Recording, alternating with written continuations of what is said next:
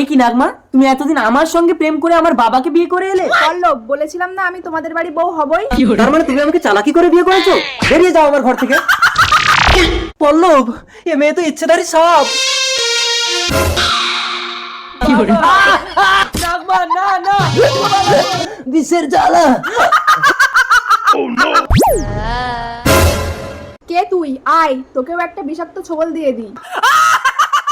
যতই বিষাক্ত ছোবল দে, আত্মার কোনোদিন মৃত্যু হবে না রে ইচ্ছাধারী সাপ। আত্মা? হ্যাঁ, তুই তাড়াতাড়ি আমার স্বামী সন্তানের বীজ তুলে নে। না, তোর স্বামী আমার নাক স্বামীকে ধরে সাপুড়ের হাতে তুলে দিয়েছে।